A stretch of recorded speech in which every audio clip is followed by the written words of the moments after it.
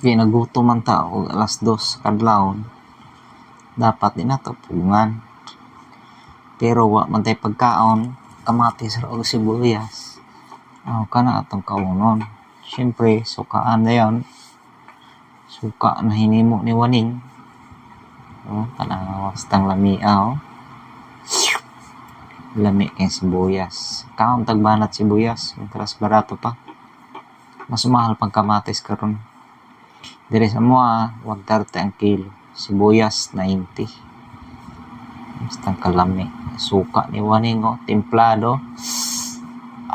Kahilak ng bato eh. Kamatis piyo dilo-hilaw sa tamisa. Sweet pa sa imong asawa.